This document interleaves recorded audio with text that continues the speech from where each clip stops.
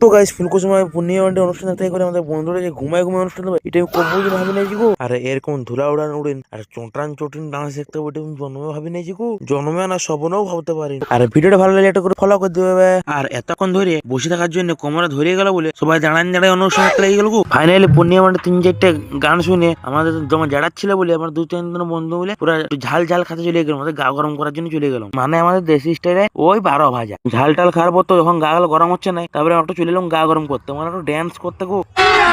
अभी मजा आएगा ना भिड़ो। আর দেখতে পাচ্ছ কত লোক গা গরম করছে, মানে নাচ করছে, আবার আমরা একটু গা গরম করতে লাগিয়ে গেলাম। আর এখানকার ড্যান্সটা উপরে হেলমেট পরে নাচ করে দিচ্ছে, কি লেভেলে নাচ করে ধুলা উড়াচ্ছে, কারণ সবাই গা গরম করছে। আর এরকম ফানি ভিডিও পাওয়ার জন্য, মানে গা গরম করার ধুলা উড়ানোর ভিডিও পাওয়ার জন্য চ্যানেলটা ফলো করে দাও আর ভিডিওটা লাইক করে দাও। তো গাইস ফুলকুসুমায় পূর্ণিমা মান্ডে অনুষ্ঠান তাই করে আমাদের বন্ধুরা যে ঘুমায় অনুষ্ঠান হবে এটা আমি কবুল ভাবি নাই গো। আর এরকম ধুলা উড়ান উড়েন আর চট্রান চটিন ডান্স দেখতে হবে এটা আমি জন্মে ভাবি নাই গো, জন্মে না স্বপ্নেও ভাবতে পারি। আর ভিডিওটা ভালো লাগলে এটা করে ফলো করে দিবে। আর এতক্ষণ ধরে বসে থাকার জন্য কোমরে ধরে গেল বলে সবাই দাঁড়ায় অনুষ্ঠান লেগে গেল গো। ফাইনালি পূর্ণিমা মান্ডে 3-4টা গান শুনে আমাদের জমা জাড়াচ্ছিল বলে আমার 2-3 বন্ধু বলে পুরো ঝাল ঝাল খাতে চলে গেলাম, আমাদের গা গরম করার জন্য চলে গেলাম। মানে আমাদের দেশি স্টাইলে ওই 12 ভাজা ঝাল টাল খাওয়ার পর তো যখন গা গরম হচ্ছে না তারপরে একটু চলে এলাম গা গরম করতে, মানে একটু ড্যান্স করতে গো।